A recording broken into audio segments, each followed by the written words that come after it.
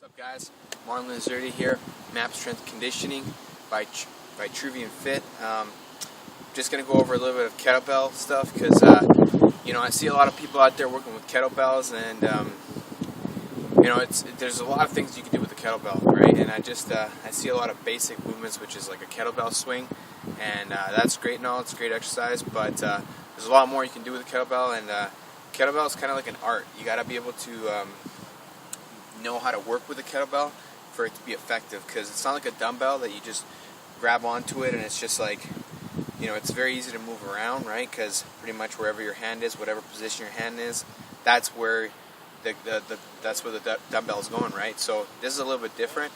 This is because the kettlebell, because of how the weight is, because you have a handle and then you got the weight at the end, and the position that you put your hand, the way you rotate your wrists, is going to have a lot to do with how you can move the kettlebell and push it around and maneuver it in the way you want to maneuver it, right?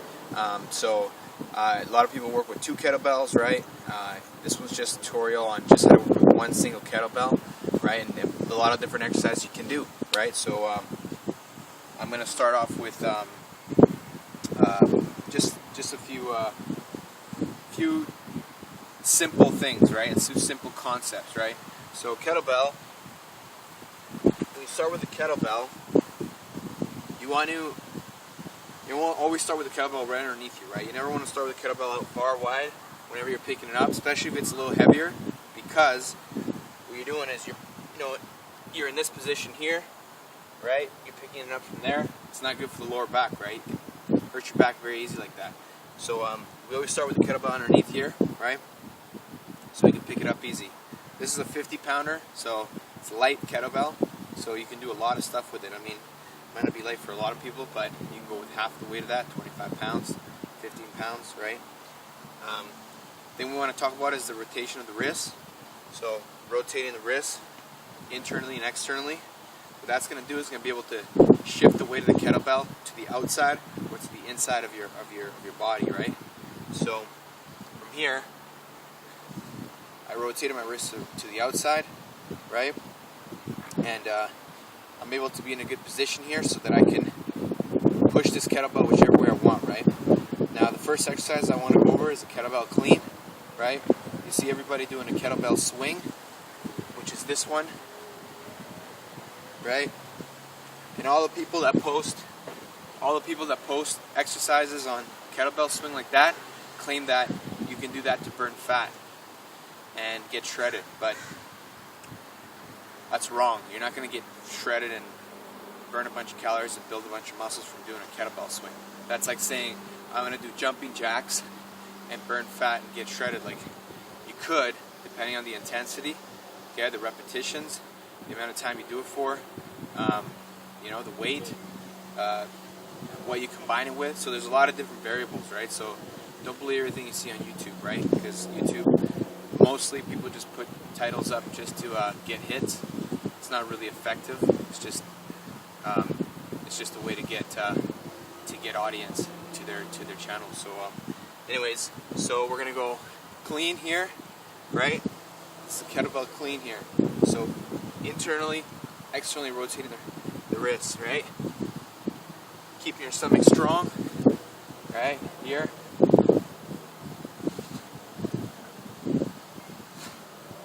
Right, from this side.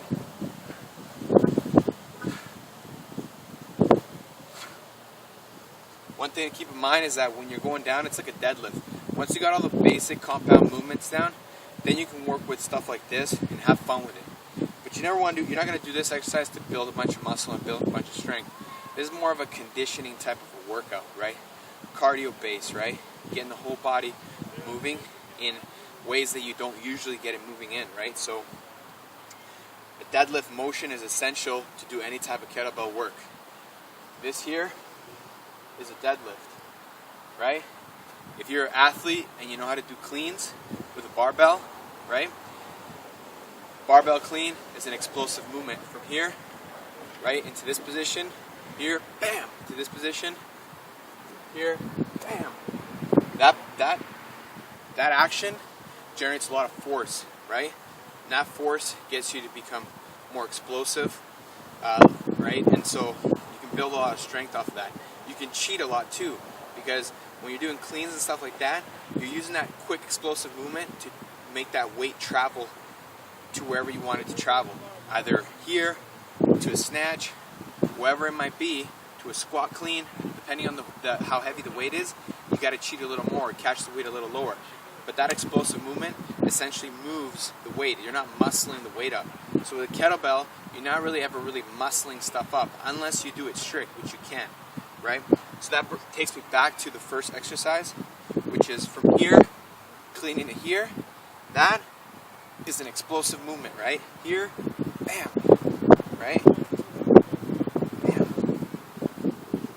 bam. I'm not muscling it up. If I was muscling it up, right, this is what it would look like.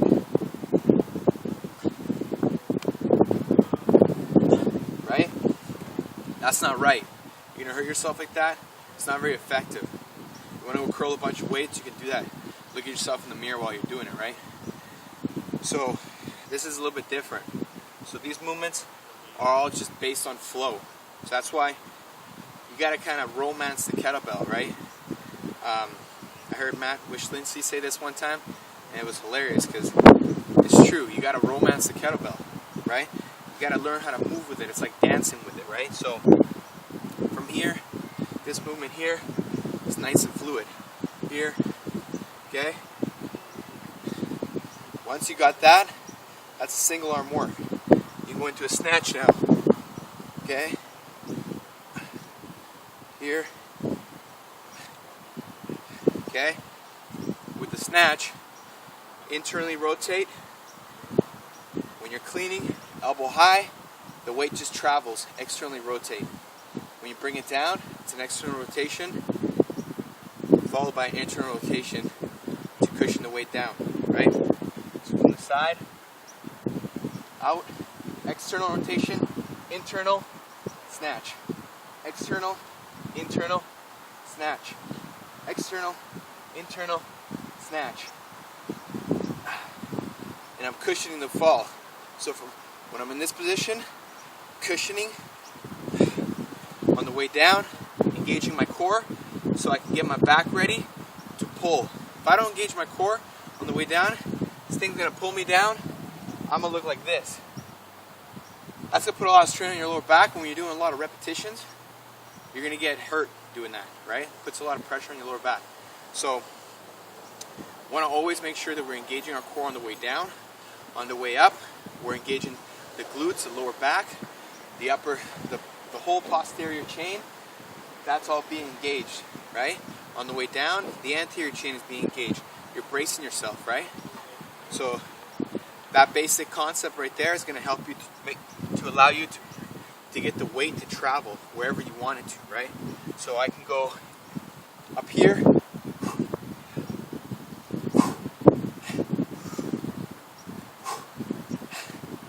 Okay? To a combo.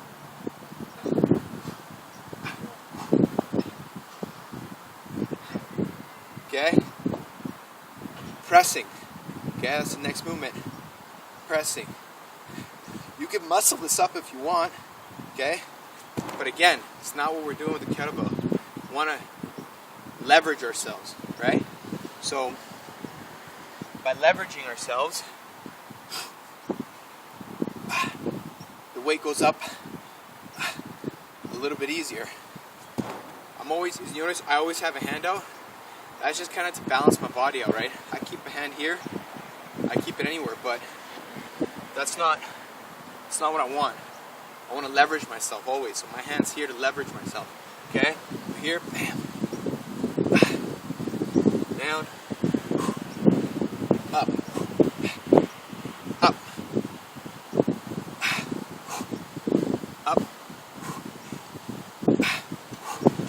Okay? So, clean and press, snatch, single arm snatch, whatever you want.